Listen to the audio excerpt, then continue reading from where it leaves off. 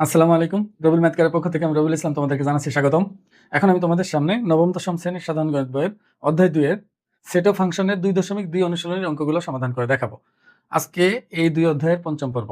এর আগের ৪টা পর্বে আমরা যথাক্রমে প্রথম পর্বে ২.১ এর বেসিক, দ্বিতীয় পর্বে ২.১ এর ১ থেকে ৬ পর্যন্ত, তৃতীয় পর্বে ২.১ এর ৭ থেকে বাকি অঙ্কগুলা এবং চতুর্থ পর্বে ২.২ এর বেসিক নিয়ে আলোচনা করেছি। আর আজকে পঞ্চম পর্বে আমি ২.২ এর অনুশীলনীর সমাধান করা শুরু করব। দেখি কতদূর করতে পারি। যতদূর করতে পারবো সেটা ক্যাপশনেই দেওয়া থাকবে, তোমরা দেখে নিও। এবং পরে লাস্ট পর্বে হয়তোবা এই ২.২ আমরা শেষ করব। তোমরা যদি মনোযোগ দিয়ে দেখো তাহলে খুব সহজে এগুলো বুঝতে পারবা। আর যদি বেসিকের ক্লাসটা না দেখে থাকো, মানে চতুর্থ পর্বটা যদি তুমি না দেখো, তাহলে অবশ্যই চতুর্থ পর্বটা আগে দেখবে, তারপর এটা দেখো, অন্যথায় বুঝতে পারবে না। একটু কষ্ট হলেও এটা দেখো, দেখে এটা দেখো, খুব সহজেই বুঝতে পারবে। এখন দেখো, এই কিছু এমসিকিউ আছে, এমসিকিউ গুলো আমরা একটু শিখে নেই। দেখো, এখানে বলছে যে ৮ এর গুণনীয়কের সেট কোনটি? গুণনীয়ক কাকে বলে? যে সংখ্যাগুলো দ্বারা ৮ নিঃশেষে বিভাজ্য হবে সেই সংখ্যাগুলোকে ৮ এর গুণনীয়ক বলা হবে। এখন দেখো তো, এই সবগুলো সংখ্যা দিয়ে কি ৮ নিঃশেষে বিভাজ্য না? এগুলো ৮ এর গুণিতক। আবার ১ দিয়ে ৮ কে ভাগ করা যায়, ২ দিয়ে যায়, ৪ দিয়ে যায়, ৮ দিয়ে যায়। এখন ১, ২, ৪, ৮ বাদে অন্য কোনো সংখ্যা আছে যেগুলো দিয়ে এটাকে ভাগ করা যায়? নাই। তাহলে ৮ এর গুণনীয়ক হলো ১, ২, ৪, ৮। এটা ৮ এর গুণনীয়ক সেট। এটা তুমি এভাবে বের করতে পারো। ৮ কে এভাবে লিখবা, ১ গুণ ৮, ২ গুণ ৪। আর যায় না, দেখো আর যায় না। কোনোভাবে দুইটা সংখ্যার গুণফল। ১, ২, ৪, ৮। ওই ১, ২, ৪, ৮। তাহলে এটাই হলো ৮ এর গুণনীয়কের সেট। এবার ২ নম্বরে দেখো, বলছে যে সেট সি হতে বি এ একটি সম্পর্ক আর হলে নিচের কোনটি সঠিক? দেখো, সম্পর্ক বা রিলেশন বা অন্যয় কি, এটা তোমার কিন্তু আগে বেসিক দেখতে হবে, নাহলে কিন্তু বুঝতে পারবে না। আমরা শিখেছিলাম সি হতে বি যদি বলে তাহলে আমাকে সি ক্রস বি বের করতে হবে। যদি বি হতে সি বলে তাহলে আমাকে বি ক্রস সি বের করতে হবে। এখন এই সি ক্রস বি এর মধ্যে অনেকগুলো ক্রমজোড় থাকবে, আমরা জানি।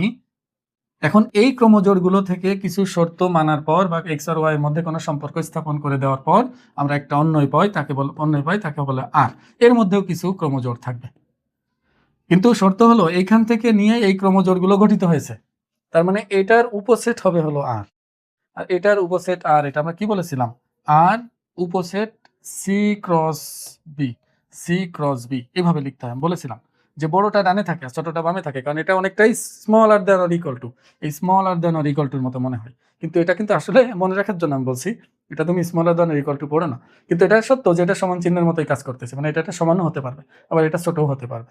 এটাই মূলত উপসেটের চিহ্ন, এভাবে দেওয়া থাকে, সোয়ান ও ইউ। এখন এটা কোথায় আছে দেখো, তাহলে এটা সঠিক উত্তর। আমি আশা করবো বুঝতে পারছো, না বুঝলে অবশ্যই বেসিক ক্লাস দেখে এসো। ৩ নম্বর দেখো, বলছে এ আর বি দুইটা সেট, এর উপাদান ১,২, বি এরটা হলো ২,৫। Power set of A intersection B এর সদস্য সংখ্যা কত সেটা নিচে বের করতে বলছে। দেখো, এর মানে কি? আমি এ আর বি এর ইন্টারসেকশন করবো প্রথমে। আচ্ছা বলো, এ আর বি এর ইন্টারসেকশন করা মানে এই দুটার মধ্যে কমন কি কি আছে সেটা নিব। কমন আছে শুধুমাত্র ২। এখন এই যে এই সেটের যদি পাওয়ার সেট আমি বের করতে চাই, পাওয়ার সেট কি ছিল? পাওয়ার সেট হলো এই সেটের উপসেটের সেট। তাহলে এই ইন্টারসেকশন বি এর উপসেটের মধ্যে কে কে আসবে? শুধু ২ নিয়ে একটা সেট গঠন করা যায়, আর ফাঁকা সেট নিয়ে একটা সেট গঠন করা যায়। আর এদেরকে যদি আমি আবার সেকেন্ড ব্র্যাকেট দিয়ে ঘিরে দেই, তাহলেই P of A intersection B বের হয়ে গেল। তা এই P of A intersection B এর উপাদান সংখ্যা কয়টা? একটা, দুইটা। তাহলে এটা খ নাম্বার আনসার, এটাই সঠিক উত্তর। এবার ৪ নাম্বার দেখো, বলছে নিচের কোনটি এই সেটের তালিকা পদ্ধতি? আচ্ছা, এই সেটের মধ্যে কি বলছে দেখো, বলছে এক্স স্বাভাবিক সংখ্যা, মানে এক্স কোথা থেকে নিব? ন্যাচারাল নাম্বারের ভিতর থেকে। ন্যাচারাল নাম্বারের মধ্যে কে কারা থাকে? ১, ২, ৩, ৪, ৫, এইগুলো পূর্ণ সংখ্যা যেগুলো আছে, ধনাত্মক পূর্ণ সংখ্যা এগুলা। তো এগুলার মধ্যে ১৩ থেকে ১৭ এর মধ্যে যে সংখ্যাগুলো আছে, দেখো ১৩ থেকে বড়, ১৭ থেকে ছোট। তাহলে ১৪ আছে, ১৫ আছে, ১৬ আছে। আর কোনটা আছে? নাই, আর কিছুই নাই। কিন্তু ১৩ থেকে বড়, ১৭ থেকে ছোট এইগুলাই আছে। আর এইগুলোর মধ্যে আবার মৌলিক সংখ্যা হতে হবে। দেখো, এইগুলোর মধ্যে মৌলিক সংখ্যা একটাও না। মৌলিক সংখ্যা কাকে বলে? মৌলিক সংখ্যা হলো যে সংখ্যাকে ১ এবং ওই সংখ্যা ছাড়া কোনো সংখ্যা দিয়ে ভাগ করা যায় না, অথবা যে সংখ্যার গুণনীয়ক হলো ২টা। যে সংখ্যার গুণনীয়ক ২টা তাকে মৌলিক সংখ্যা বলে, কিন্তু এদের গুণনীয়ক তো ২টার বেশি, সবগুলোরই গুণনীয়ক ২টার বেশি। তাহলে এগুলো সব যৌগিক সংখ্যা। তার মানে এটার উত্তর হবে ফাঁকা সেট। এখানে কিন্তু তোমরা অনেকেই কনফিউজড হয়ে যাও, সেটা হলো ফাঁকা সেট এটা দিব না এটা দিব। অবশ্যই ফাঁকা সেট এটা। আমি তোমাদের বলেছিলাম ফাঁকা সেট দুইটা ভাবে প্রকাশ করা যায়, শুধু এইভাবে অথবা শুধু এই ফাই চিহ্ন দিয়ে। এখন যদি এটা বলো এটা ফাঁকা সেট না, এই সেটের একটা সদস্য আছে সেটা হলো ০, এই সেটেরও একটা সদস্য আছে সেটা হলো ফাই, এই সেটের সদস্য আছে ২টা, সেটা হলো ১৩ এবং ১৭।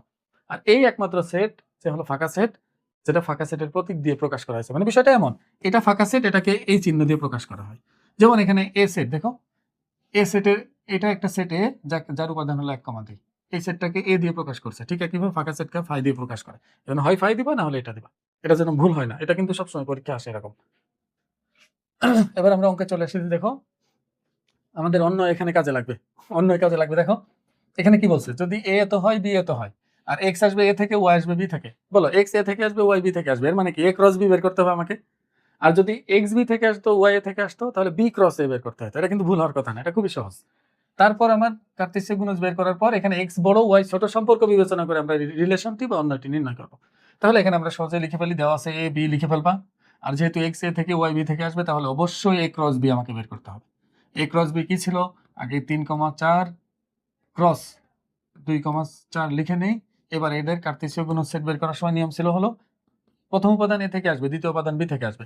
বলো প্রথম উপাদান এ থেকে নিলে 3,2 হতে পারে একটা, 3,4 হতে পারে একটা, আবার 4-এর সাথে 2 হয়ে একটা জোড়া হতে পারে, আবার 4-এর সাথে 4 নিয়ে একটা জোড়া হতে পারে। তা এই হয়ে গেছে, আর কোনো জোড়া তৈরি করা যায় না এইভাবে। এখানে দেখো, এখানে সম্পর্ক হলো এটা। তাহলে এখানে লিখবো যে এক্স গ্রেটার দেন ওয়াই সম্পর্ক বিবেচনা করে অন্যয় বা রিলেশন বা সম্পর্ক। দেখো অন্যয়ের নাম বলছে, বলে নাই, তাহলে আমরা আর ধরে নিই, অন্যয় আর মনে করো। এখন দেখো এখানে অন্যয় রিলেশন সম্পর্ক যে কোনো কথা লিখতে পারবো, যেহেতু এখানে রিলেশন আছে, রিলেশনটা লেখাই আমার উচিত ছিল, তো লিখিনি, তোমরা রিলেশন লিখে নিও, সমস্যা নেই। এখন বলো এক্স বড় ওয়াই ছোট, এখানে এক্স বড় ওয়াই ছোট, তাহলে এটা আসবে 3,2। এক্স বড় ওয়াই ছোট না, আসবে না। এখানেও এক্স বড় ওয়াই ছোট, তার মানে 4,2 এটা আসবে। আবার দেখো এটা দুইটাই সমান, বড় ছোট নাই, তাহলে এটা আনসার। যদি এখান থেকে ডোমেন জানতে চাইতো, তাহলে প্রথম উপাদানগুলো সেট হলো ডোমেন, রেঞ্জ জানতে চাইলে দ্বিতীয় উপাদানগুলো সেটকে বলা হয় হলো রেঞ্জ, ওইভাবে লিখে দিতাম আমরা। এখন পরেরটা দেখো, এটার উত্তর শেষ, এটা সহজ খুবই। এটাও দেখো অনেক সহজ, সি একটা সেট, ডি একটা সেট দিয়ে দিছে, বলছে এক্স সি এর উপাদান আর ওয়াই হলো ডি এর উপাদান, আর এখানে সি ও ডি এর উপাদানগুলোর মধ্যে এই সম্পর্ক বিদ্যমান। এবার আমাদের অন্য এবার রিলেশন নির্ণয় করতে হবে। এখন দেখো সি আর ডি দেওয়া আছে, আমি এখন তাহলে যেহেতু এক্স সি থেকে আসবে, তাহলে সি আগে থাকবে ক্রস, আর যেহেতু ওয়াই ডি থেকে আসবে, তাহলে ডি পরে থাকবে। এখানে কিন্তু বারবার একটা কথা বলতেছি, সেটা হলো এক্স কোথা থেকে আসতেছে সেটা ভালো করে দেখবা, যেটা থেকে এক্স আসবে সেটা প্রথমে থাকবে, আর যেটা থেকে ওয়াই আসবে সেটা পরে থাকবে, এটা কিন্তু খেয়াল রেখো। তো এখানে সি ক্রস ডি আমি যদি বের করতে চাই, এখন আর আমি পুরোটা তুলবো না, আগেরটা যেহেতু বুঝিয়েছি, এখানে শুধু জোড়াগুলো লিখে ফেলবো। সি আসবে প্রথম উপাদান, সি থেকে প্রথম উপাদান মানে 2 এর সাথে 4 নিব একবার, 2 এর সাথে 6 নিব একবার, 2 এর সাথে 7 নিব একবার, এবার 5 এর সাথে 4 নিব একবার, 5 এর সাথে 6 নিব একবার, 5 এর সাথে 7 নিব একবার। তাই হয়ে গেছে জোড়া তৈরি করা। এখন এই জোড়াগুলোর মধ্যে, কার্তেশীয় গুণ সেটের মধ্যে এই সম্পর্ক বিবেচনা করব। তাহলে এখানে আমরা লিখব যে x plus one smaller then y সম্পর্ক বিবেচনা করে।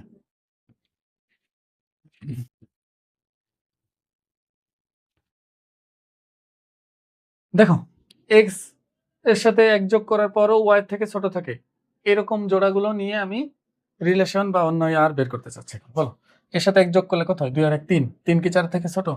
দেখো ওয়াই থেকে ছোট থাকতে হবে এক যোগ করার পরও, হ্যাঁ থাকে, তাহলে এটা নিব 2,4। আর 2 এর সাথে এক যোগ করলে 3 হয়, হ্যাঁ এটাও শর্ত মানে, তাহলে 2,6। 2 এর সাথে এক যোগ করলে কত হয়, 3, 7 থেকে ছোট, তাহলে এটাও নিব। 5 এর সাথে এক যোগ করা লাগবে না, এমনি বড়, তাহলে এটা বাদ। আবার 5 এর সাথে এক যোগ করলে 6 এর সমান হয়, এটাও বাদ। 5 এর সাথে এক যোগ করলে হয় 6, এটা মানে, তাহলে 5,7। তাহলে এটাই আনসার, এটাই রিলেশনটা বের হয়ে গেছে। এটা খুবই সহজ, এগুলো আমি আশা করবো বুঝতে পারছো। দেখো এই প্রশ্নগুলো আরো সোজা। এফ অফ এক্স দেওয়া আছে, আমাদের এইগুলো বের করতে হবে। তাহলে তুমি প্রথমে দেওয়া আছে লিখবা, তোমরা কিন্তু সুন্দর করে লিখে নিবা। আমি অনেক সময় পুরোটা লিখি না, পুরোটা লিখতে অনেক সময় লাগে। তো যেমন এফ অফ এক্স সমান হলো, এটা দেওয়া আছে 5x - 3, আমাকে বের করতে হবে এফ অফ -1। তাহলে আমি কি করব, এক্স এর জায়গায় একবার -1 ইনপুট দিব। -1 ইনপুট দিলে সকল এক্স এর জায়গায় -1 আমাকে ইনপুট দিতে হবে। তাহলে 1 -1 পাওয়ার 4, 5 × -1 -3। তাহলে -1 এর পাওয়ার 4 দিলে কত হয়, 1 হবে। আর এই দুইটা গুণ করলে হবে -5, আর এটা হবে আর -3। তাহলে দেখো -5 আর -3 -8, তার সাথে এক যোগ করলে কত হবে, -7। এবার যদি এফ অফ 2 বের করতে চাই, এফ অফ 2 যদি বের করি, তাহলে এক্স এর জায়গায় আবার কত বসবে, 2 বসবে। তাহলে সকল এক্স এর জায়গায় আসলে 2 আসবে, 2 টু দি পাওয়ার 4 প্লাস 5 × 2 -3। তাহলে 2 এর পাওয়ার 4 দিলে হবে 16, যোগ 5 দুগুণী 10, বিয়োগ 3 26, 26 থেকে 3 গেলে 23 হবে। তাহলে এটা আনসার, তাহলে এটাও একটা উত্তর। এবার বলছে যে এফ অফ, আরেকটাই, ওহো এখানে মনে হয় কোনো একটা ভগ্নাংশ ছিল, ভগ্নাংশগুলো ভেঙে যায়, এখানে তুলতে মনে নাই। এখন এটা ভগ্নাংশ ছিল, এটা নিশ্চিত। কারণ ভগ্নাংশ হলে সেটা থাকে না, এখান থেকে এমনি এমনি উধাও হয়ে যায়। এখন আমি তো বই নাই আমার কাছে, আমি বলতে পারছি না কত ছিল। তোমরা যদি এই দুইটা বুঝে থাকো, দেখো কোন একটা ভগ্নাংশ আমি একটা হাফ দিয়ে করাই দিই, যাও ধরে নিই এটা হাফ ছিল, তোমরা যেটা ছিল সেটা বসাবা। এটা মনে করো হাফ ছিল, তো হাফ যদি থাকে তাহলে এক্স এর জায়গায় হাফ বসাই দেবা। 1/2 এর পাওয়ার 4 প্লাস 5 ইন্টু হাফ মাইনাস 3। তাই 1 কে পাওয়ার 4 দিলে 1ই থাকে, 2 এর পাওয়ার কত হবে 16। আর এখানে 5 একে 5 উপরে নিচে 2 মাইনাস 3। এখন লসাগু করে দিবা, লসাগু করলে 16 2 এর লসাগু হবে 16। এখানে 1 8 5 আছে 40 মাইনাস 3 16 কত 48। 40 আর 1 41 বিয়োগ 48 কত হয় মাইনাস 7/16। মাইনাস 7/16। দেখো এখানে মাইনাস হাফ ছিল নাকি মাইনাস হাফ ছিল এটা কিন্তু আমার মনে নাই। আমি আমার মতো করে হাফ দিয়ে আমি করাই দিলাম। হাফ ছিল না হলে মাইনাস হাফ ছিল, আমার যতদূর মনে পড়ে, কিন্তু আমার তো ভুল হতে পারে। আমি শুধু এটা দিয়ে উত্তর এটা আসছে, কিন্তু তোমরা আবার বলো না স্যার আপনার উত্তর বইয়ের সাথে মিলে নাই। কারণ বইয়ের সাথে আমার এটাও মিলছে কিনা এর গ্যারান্টি আমি দিতে পারতেছি না। তা আমি আশা করবো তোমরা বুঝতে পারছো, তোমরা নিজেরা এটা করে নিতে পারো। এবার এটা দেখো, এটা একেবারেই গুরুত্বপূর্ণ প্রশ্ন, অনেক গুরুত্বপূর্ণ প্রশ্ন। এটা ভালো করে স্টার দিয়ে রাখো। আমার স্টার নিয়েও কথা বলো, স্টারের মতো হয়নি এরকম বললো না। আমি এখানে সুন্দর করে স্টার রাখতে পারি না, যে যতটুকু পারি ততটুকু রেখেছি আর কি। এখানে দেখো বলছে যে এটা একটা ফাংশন দেওয়া আছে এফ অফ ওয়াই সমান এটা। এখন বলছে কে এর মান কত হলে বা এর কোন মানের জন্য এফ অফ মাইনাস 2 সমান 0 হবে। তাহলে আমার এফ অফ মাইনাস 2 সমান 0 না, তাহলে আমি এফ অফ মাইনাস 2 বের করি। দেওয়া আছে তুলবো, দেওয়া আছে তুলে এটা লিখবো। তো মনে করো এখানে আমি লিখলাম যে এটা দেওয়া আছে, তারপর তুলেওছি মনে করো। এবার আমরা কি বের করবো এফ অফ মাইনাস 2। এখন বলো এফ অফ মাইনাস 2 মানে ওয়াই এর জায়গায় যেহেতু মাইনাস 2 আমি দিয়েছি, তাহলে সকল ওয়াই এর জায়গায় আমাকে কি দিতে হবে মাইনাস 2 দিতে হবে।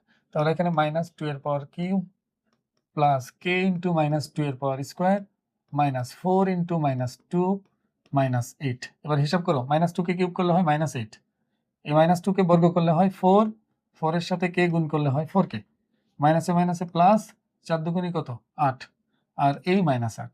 এখন এই 8 আর 8 কেটে যাবে, তাহলে আমরা পাচ্ছি হলো 4k মাইনাস 8। এখন বলো আমাকে বলা হয়েছে যে এটার মান শূন্য হতে হবে, তার জন্য কে এর মান কত। তা আমি দেখি এফ অফ মাইনাস 2 শূন্য, তো তাহলে প্রশ্ন মতে এটা সমান 0 দেওয়া আর এটা সমান 0 দেওয়া একই কথা, কারণ এটা এটার সমান। ভালো করে খেয়াল করো, এফ অফ মাইনাস 2 মানেই হলো এটা, এফ অফ মাইনাস 2 যে কথা 4k মাইনাস এটা কি কথা। দেখো সমানের বামে এটা আছে, ডানে এটা আছে, এটা তো সমানই হবে। এখানে লিখি নাই কিন্তু, আর এখানেও মনে করো এটা আছে।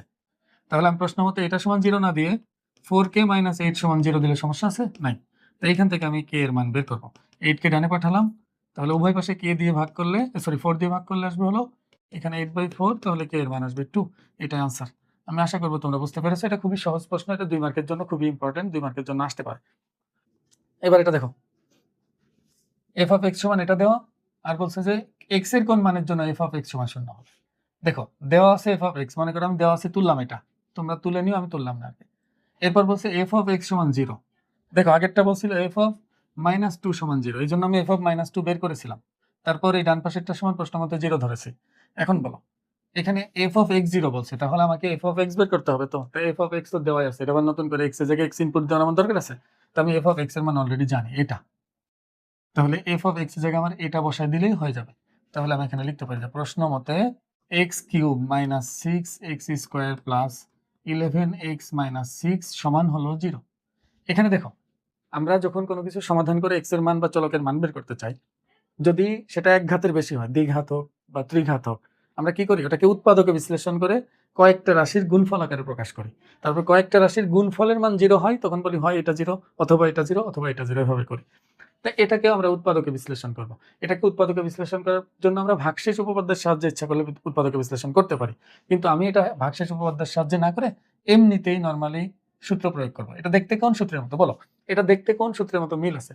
A cube minus 3a square b plus 3ab square minus b কিউবের মতো মনে হচ্ছে না, এ মাইনাস বি হোল কিউবের। তাহলে ওইটাই বানাবো। তাহলে দেখো a cube minus 3a square, এখন বি কত দিব। দেখো এ যখন আমি পেয়ে যাই তখন 3a স্কোয়ার দিতে আমার কোনো বাধা থাকে না। দেখো a cube minus 3a square b plus 3ab square minus b cube. আমি যখন এ বুঝে ফেলছি তখন 3a স্কোয়ার দিতে তো আর কোনো বাধা নেই আমার, এতটুকু। কিন্তু বি আমি এখনো জানি না কত। দেখো a cube minus 3a square, এখন বি কত দিলে এটার সাথে মিলে 3x স্কোয়ার, তাহলে 2 দিতে হবে, 3 2 6x স্কোয়ার। এবার তাহলে plus 3ab square 3ab square minus b cube দিয়ে দিলাম। এখন দেখবো যে আমি কত কম বেশি লিখছি। দেখো এটার সাথে এটা মিলে গেল, এটার সাথে 3 2 6 মিলে গেছে। 2 এর স্কোয়ার 4, আগে কিন্তু পাওয়ারের কাজ করতে হয়। 2 2 4, 3 4 কত 12, 12টা এক্স ছিল কয়টা 11টা এক্স। একটা বেশি লিখছি, যাও একটা বাদ দিলাম। এবার এখানে লিখছি কত, -2 এর কিউব মানে হচ্ছে 8, তাহলে -8 হলো। ছিল -6, লিখেছি -8, কত কম লিখেছি, 2 কম লিখছি। -6টা ছিল -8টা লিখে ফেলছি, তাহলে আরো 2 কমাই দিছি, তাহলে আমি 2 বাড়াই দিব এখানে, +2 দিলেই আমার দেখো -8 +2 মানে কি -6 মিলে গেল। কারণ গণিতের নিয়ম হলো উপরের লাইনে যা আছে নিচের লাইনে তাই লিখতে হবে, একটু কম বেশি লেখা যাবে না, লিখবে তো অঙ্ক হবে না। তা এখন দেখো এই প্রথম এই অংশ নিয়ে এতটুকু নিয়ে সূত্র হয়ে গেছে, কিসের সূত্র, এটা হলো a - b হোল কিউবের সূত্র। এই পরের দুইটা পদ থেকে -1 যদি আমি কমন নিই তাহলে চিহ্ন শুধু পরিবর্তন হবে, -x হয়ে যাবে +x, +2 হয়ে যাবে হলো -2, যেহেতু মাইনাস কমন নিয়েছি এটা = 0। এখন আমি দুই জায়গা থেকে x - 2 কমন নিতে পারি, দুই জায়গা থেকে যদি x - 2 কমন নিই তাহলে কি হবে দেখো, তোমরা যারা বুঝো না তাদের জন্য দেখো, যদি কোথাও x³ - 1 × x মনে করে এমন থাকে, আমি যদি এখান থেকে x কমন নিই তাহলে x দিয়ে x³ কে ভাগ করলে x², এখানে x কেটে গেলে শুধুমাত্র -1 এমন থাকবে না। তাই এখানে x এর জায়গা শুধুমাত্র x - 2 আছে, একটু ভালো করে খেয়াল করো। তাহলে আমি x এর জায়গায় x কমন নিয়েছি, তাহলে x - 2 এর জায়গায় x - 2 আমি কমন নিচ্ছি, তাহলে এটাকে x - 2 দিয়ে ভাগ করলে একটা কেটে যে তিনটা থেকে কয়টা হয়ে যাবে, দুইটা হয়ে যাবে, এই মাইনাস। আবার এটাকে যদি আমি এটা দিয়ে ভাগ দিই, x - 2 x - 2 কাটা থাকবে শুধু কি -1, -1 দিয়ে দিলাম এখানে। এবার দেখো এখানে x - 2 থাকলো, এটা a² - b² এর সূত্র হয়ে যাবে, a² - b², তাহলে a - b sorry a² - b² সূত্র হয়েছে, তাহলে a + b দেই, আবার a - b দেই। দেখো এটা a এটা b, তাহলে a + b × a - b। এখন আমি যদি এটা একটু সুন্দর করে লিখি, x - 2 এখানে আসতেছে x - 1, আর এটা -2 আর -1 যোগ করলে হয় -3। তাহলে বলো তিনটা রাশির গুণফল শূন্য, যতগুলো রাশির গুণফলই শূন্য হোক না কেন আমরা বলতে পারি না হয় এটা 0, না হলে এটা 0, না হলে এটা 0, না হলে তো ফলাফল 0 হতো না কখনোই। তাহলে আমরা এখানে লিখতে পারি যে হয় x - 2 = 0, অথবা x - 1 = 0, অথবা x - 3 = 0। এখান থেকে x এর মান 2 আসে, এখান থেকে x এর মান আসতেছে 1, আর এখান থেকে x এর মান আসতেছে 3। তাহলে তোমরা লিখে নিয়েছো নির্ণয় উত্তর 1, 2, 3, বা x এর মান 1, 2, 3, মানে এই তিনটার যে কোনো মানের জন্য এটার মান 0 আসতে পারে, এই তিনটার যে কোনোটাই উত্তর হতে পারে। তাহলে তুমি তিনটাই উত্তরের মধ্যে লিখে দিবা, আমি আশা করবো বুঝতে পারছো। দেখো এই প্রশ্নগুলো, পরের প্রশ্নগুলো কিন্তু খুব ভালোই পরীক্ষা আসে, বারবার পরীক্ষা আসে, এজন্য একটু মনোযোগ দিও। 10 নম্বরে বলছে যে f(x) যদি এটা হয় তাহলে এটার মান নির্ণয় করো। দেখো এটা দেখে তোমার কি কিছু মনে পড়ে, তোমাদের আমি যোজন বিয়োজন শিখেছিলাম, লব যোগ হর বাই লব বিয়োগ হর, এটা মনে হচ্ছে না? তাহলে এটা আমার বের করতে হলে আমার তো এখানে f(x) জানা আছে, কিন্তু আমার দরকার তো f(1/x²), দুই জায়গায় দেখো f(1/x²), তাহলে আমি দেওয়া আছে এটা তুলবো, তোলার পর এখান থেকে f(1/x² বের করব। f(1/x² মানে কি, x এর জায়গা আমি ইনপুট দিচ্ছি হলো 1/x²। দেখো x এর জায়গা 1/x² ইনপুট দেওয়ার মানে কি, যেখানে যেখানে x আছে সেখানে সেখানে 1/x² বসবে।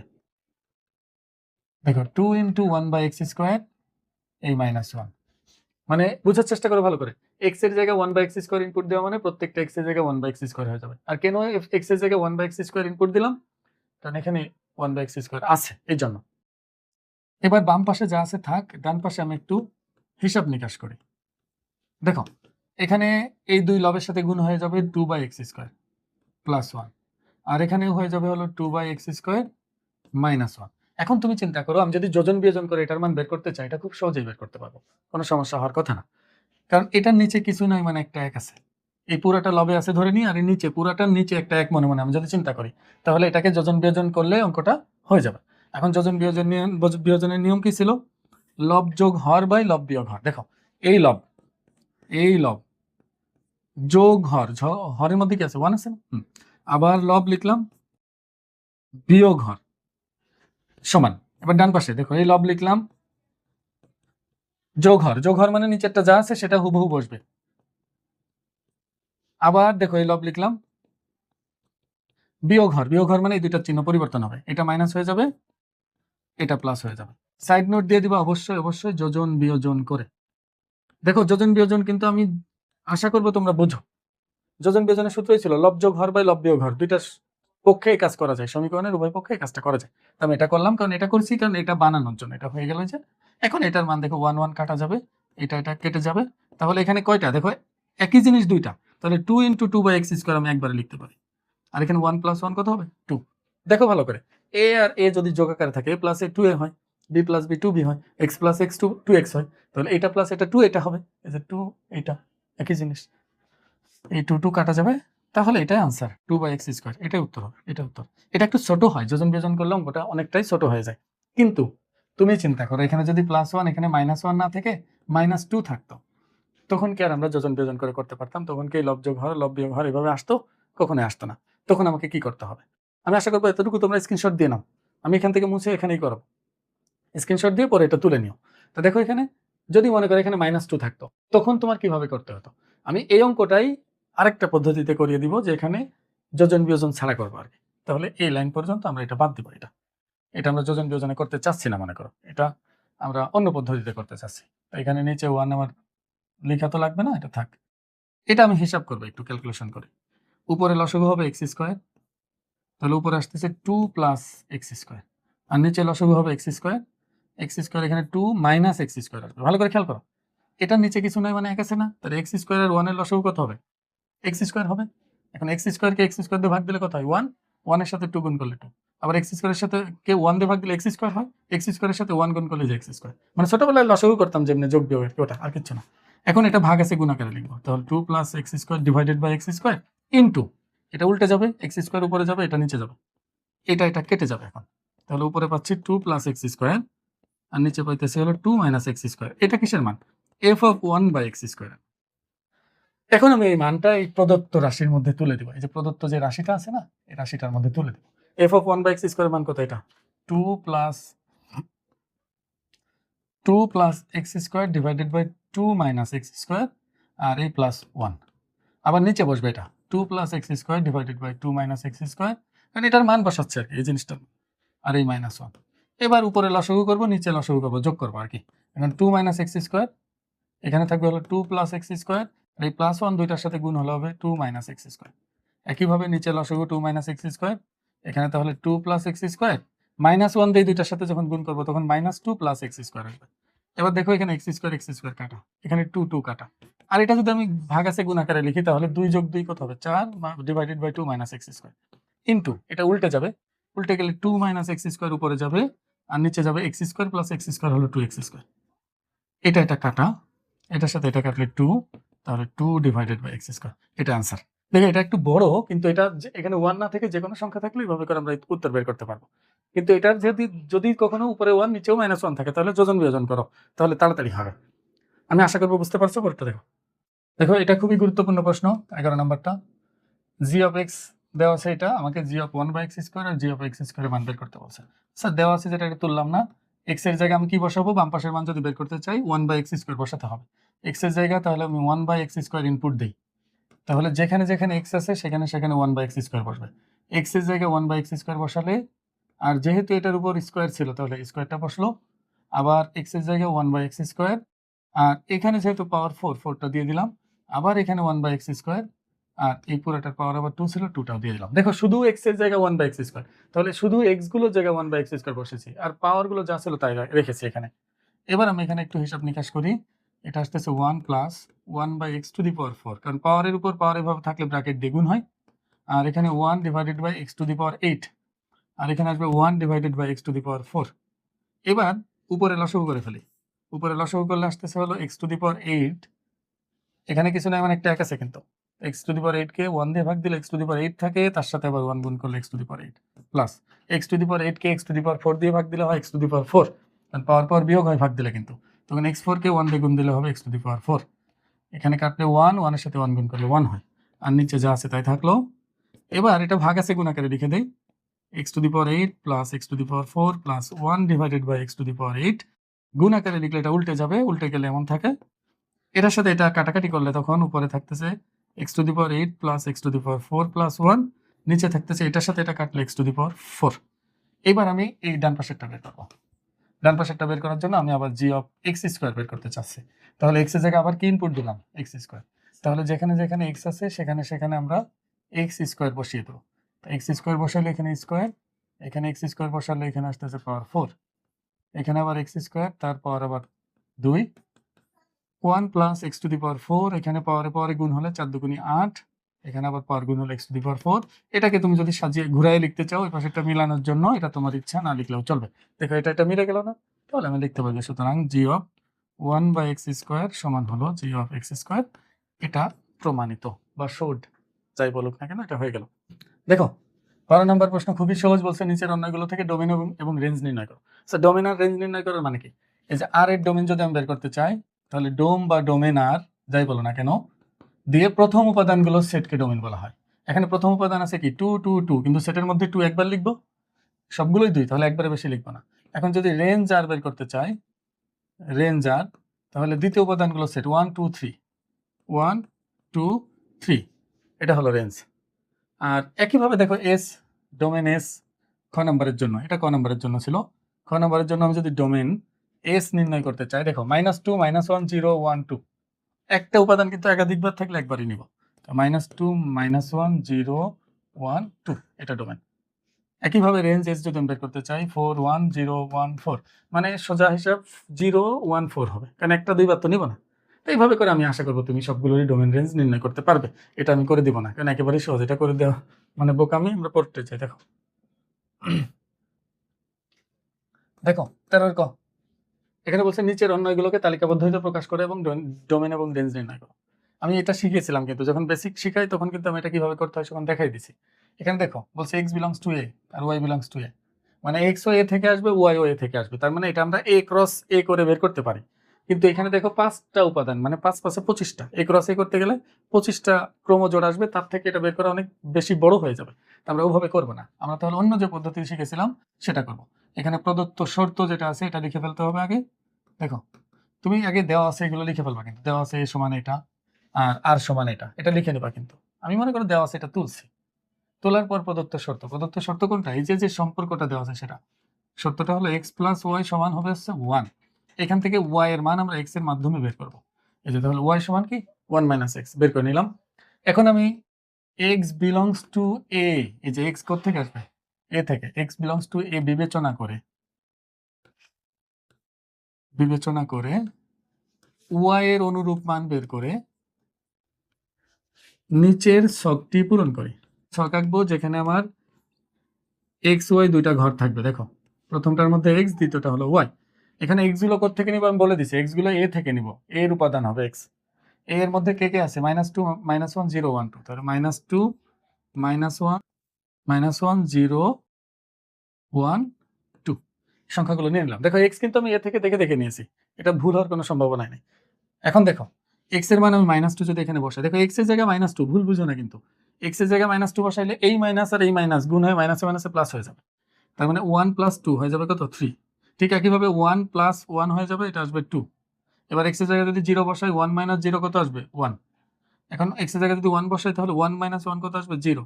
এবার 1 - 2 হবে হলো -1। তো এখানে আমাদের x আর y এর মান বের হয়ে গেল এখানে। এবার দেখো আমি x এর মান তো এখান থেকেই নিয়েছি, তাই x তো পরিবর্তন হওয়ার কোনো সম্ভাবনা ছিল না, কিন্তু y ও কোথা থেকে আসবে বলছে?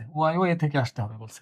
তো y ও যদি a থেকে আসতে হয়, আমি চেক করবো না এখানে এই মানগুলো এর মধ্যে আছে কিনা, 3 2 1 0 -1 এগুলো সব এর মধ্যে আছে কিনা। এর মধ্যে 3 নাই, আর বাকি সবগুলো আছে, তাহলে 3 তো নাই এর মধ্যে। তাহলে এখানে আমি লিখে দিব যে এখানে এই 3 নট বিলংস টু a, হ্যাঁ, মানে 3 a এর মধ্যে নাই। 3 যদি এর মধ্যে না থাকে, -2, 3, x এর মান -2 দিলেই তো y এর মান 3 আসছে। তো এই মানটা কার মধ্যে আসবে না? এই r এর মধ্যে আসবে না। তাহলে আমরা লিখবো যে সুতরাং এই -2, 3 যে বিন্দুটা বা এই যে তোমার ক্রমজোড়টা, এটা কিসের মধ্যে আসবে না? r এর মধ্যে আসবে না, নট বিলংস টু r, মানে r এর সদস্য নয়। তাহলে সুতরাং r সমান হবে হলো বাকি জোড়াগুলো -1, 2, 0, 1, 1, 0, 2, -1, 2, -1। তাই এটা আমার অন্যয় বের হয়ে গেছে, কিন্তু শুধু অন্যয় শেষ না, এরপরে ডোমেন এবং রেঞ্জ নির্ণয় করতে বলছে। তাহলে যেহেতু আর এটা, তাহলে ডোমেন আর, এখন ডোমেন আর কি হবে? প্রথম উপাদানগুলোর সেটকে ডোমেন বলে। তাহলে প্রথম উপাদানগুলোর সেট হলো -1, 0, 1, 2। একইভাবে রেঞ্জ আর কি হবে? রেঞ্জ আর হবে দ্বিতীয় উপাদানগুলো সেট 2 1 0 -1। দেখো আমরা সাধারণত সেটের মধ্যে ছোট থেকে বড় লিখি, তো তাই এখানেও দেখো 2 1 0 -1 না লিখে আমি একটু ঘুরে লিখি -1 0 1 2 -1 0 1 2। এখানে তো দেখতেছি একই হয়ে গেছে, ডোমেন আর রেঞ্জ এক হয়ে গেছে, সমস্যা নাই, এক হতে পারে, এটা নিয়ে ভয় পাওয়ার কিছু নাই। তুমি শুধু মনে রাখবা প্রথম উপাদানগুলো সেটকে ডোমেন বলবো, দ্বিতীয় উপাদানগুলো সেটকে রেঞ্জ বলবো, আর একই উপাদান একাধিকবার থাকলে একবারই লিখবো, সেট যেভাবে প্রকাশ করে আর কি, তাতেই হয়ে যাবে। তাহলে আমি আশা করবো তোমরা এগুলো বুঝতে পেরেছো। খ নাম্বারটা একদমই একই রকম, এখানেও দেখো এফ অন্যয় বের করতে বলছে এক্স কমা ওয়াই, এক্স আসবে সি থেকে, ওয়াই আসবে সি থেকে। দেখো আগের বার কি ছিল, এক্স আসছিল এ থেকে, ওয়াইও আসছিল এ থেকে, কিন্তু এটার মধ্যে এক্স ওয়াই দুইটাই সি থেকে আসবে, তার মানে এখানে সি সেট আমাকে দিয়ে দিবে। আর এখানে সম্পর্কটা হলো y ইকুয়াল টু 2x, একেবারে একরকম আগেরটার মতো। আমি আশা করবো তুমি আগেরটা দেখে এটার সাথে মিলিয়ে ওই অঙ্কটা তোমরা করতে পারবে, একদম একই প্রসেসে একই পদ্ধতিতে তুমি লিখলে হয়ে যাবে। এবার দেখো এটা বলছে ছক কাগজে বিন্দুগুলো স্থাপন করে, এগুলো খুবই সহজ। এখানে কি আছে -3,2, তাই যেহেতু ভুজ মাইনাস তাহলে বাম দিকে যাব, বাম দিকে, আর কোটি প্লাস মানে উপরে যাব, তাহলে বাম দিকে 3 একক, তারপর উপরের দিকে 2 একক, 1 2, তাহলে এই বিন্দুটা কালার তো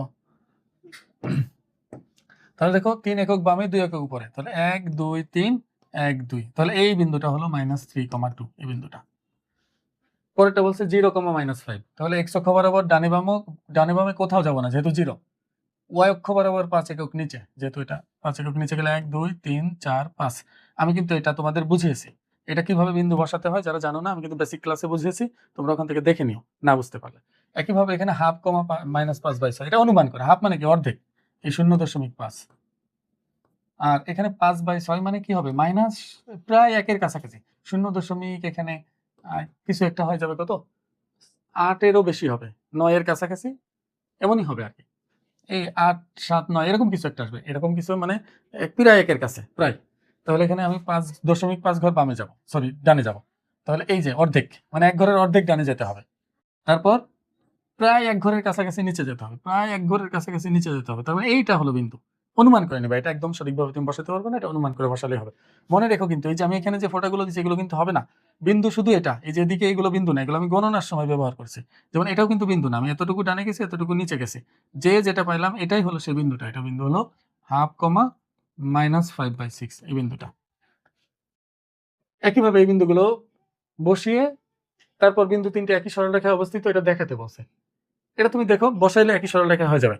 এটা বসাইলাম, এটা আমি মুছে দিলাম, দেখো আমি আবার এগুলো বসাই, এখানে 1,2, 1 ঘর ডানে 2 ঘর উপরে, এই 1,2, তারপর -1 +1, তার মানে 1 ঘর বামে 1 ঘর উপরে, তারপর 11 7, 11 ঘর ডানে 7 ঘর উপরে, 1 2 3 4 5 6 7 8 9 10, এদিকে 11 যাবে, নাই ঘর একটা, তারপর একটা বাড়াই নিলাম, 7 ঘর উপরে, 1 2 3 4 5 6 7, এখানে যাবে, এখানে। এবার এই বিন্দুগুলো যোগ করলে দেখবা যে একই সরলরেখার মধ্যে থাকবে, যোগ করে দেখো, এটা আমি অনুমান করে নিয়েছি কারণ এখানে তো এদিকেই যাবে না, একটু উপরে যাবে, যেহেতু আমি একটা ঘর কম নিয়েছি, তো দেখো একই সরলরেখার মধ্যে আছে, তো এটা একই সরলরেখায় অবস্থিত, এটা প্রমাণ হয়ে গেল। এগুলো খুবই সোজা। এখন দেখো 16 নম্বরে বলছে যে এই ফাংশনগুলোর লেখচিত্র অঙ্কন করো, এটা একেবারে সহজ, এটা ক্লাস 7-8 তোমরা শিখেছো। এই ফাংশনের লেখচিত্র আঁকার জন্য আমরা ক নাম্বারের জন্য আমরা কি করি, প্রথমে একটা ছক তৈরি করে নিই। দেখো y = 3x + 5, এটা দেওয়াই আছে। আমি কিন্তু এটার লেখচিত্র কিভাবে আঁকতে হবে এটা কিন্তু আমি আগেই বুঝিয়েছি বেসিক ক্লাসের মধ্যে, তারপরে আমি শুধু দেখাই, এগুলো পরীক্ষা আসে না তো, আমি শুধু দেখাই দিই কিভাবে হবে। এখানে দুইটা চলক আছে x এবং y, তাহলে উপরে x দিলাম নিচে y দিলাম। এখন কমপক্ষে দুইটা বিন্দু আমাকে নিতে হবে, তিনটা নিলেই ভালো হবে, দুইটা জায়গায় একটা বাড়িয়ে নিলাম। এখন x এর জায়গায় আমি বিভিন্ন মান বসাবো, তার জন্য y এর মান পাবো, সেটা দিয়ে এটা পূরণ করবো। x এর মান যা মন চায় বসাতে পারবো, যেটা মন চায় সেটা বসাতে পারবো।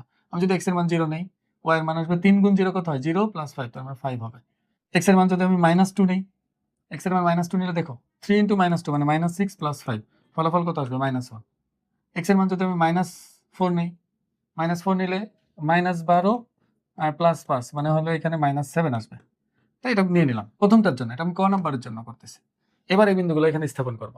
0,5, 0 ডানে বামে কোথাও যাব না, 5 ঘর উপরে, 1 2 3 4 5, এই 5 ঘর উপরে। এবার -2 -1 মানে 2 ঘর বামে 1 ঘর নিচে। এবার -4 -7 মানে 4 ঘর বামে 4 ঘর নিচে, 1 2 3 4 7 ঘর নিচে, 1 2 3 4 5 6 7। এবার এই বিন্দুগুলো আমি সংযোগ দিয়ে দিব একটা রেখা দিয়ে, এই সংযোগ দিয়ে দিলে এটা একটা সরলরেখা হয়ে গেল, উভয় দিকে বর্ধিত করে দিবা, এটা সংযোগ দেওয়ার পর উভয় দিকে বর্ধিত করে দিবা, তাহলে এটা একটা সরলরেখার উপরই থাকবে, কারণ এটা সরল সমীকরণ, তো এগুলো অবশ্যই একটা সরলরেখার উপরে থাকবে, এটা নিশ্চিত থাকো। তাই এইভাবে করে তোমরা এটারও গ্রাফও আঁকতে পারবে আমার বিশ্বাস। আর এগুলো তোমার আসে না, এমসিকিউতে আসতে পারে, সর্বোচ্চ বলতে পারে এটার সরলরেখা কোনটা। আর এটার সরলরেখা কোনটি এটা তুমি যদি বের করতে চাও, তুমি এটার উপরে যে কোনো বিন্দু দিয়ে এটা সিদ্ধ করলেই হয়ে যায়। মনে করো তুমি এই বিন্দুটা দিয়ে এখানে সিদ্ধ করতে চাচ্ছ, এই বিন্দুটা, এটা বিন্দুর স্থানাঙ্ক কত, 1 ঘর বামে 2 ঘর উপরে, তাহলে -1,2। এখন এই -1,2 তুমি যদি এখানে বসাও, x এর জায়গা -1, y এর জায়গা 2, দেখো y এর জায়গা আছে 2 = x এর জায়গা হলো -1, দেখবে বাম পাশ আর ডান পাশ সমান হবে, -3 + 5, তাহলে এখানে আসতেছে 2, তাহলে ডানেও 2 বামেও 2, তাহলে এটা সিদ্ধ করবে। এই সরলরেখার উপর যে কোনো একটা বিন্দু নিয়ে তুমি এখানে পরীক্ষা করলে দেখবা যে ওটা সিদ্ধ হবে, আর সিদ্ধ হলে তখন আমরা বলে দিব যে এটা হ্যাঁ এই এই সরলরেখাটা এটার জন্যই।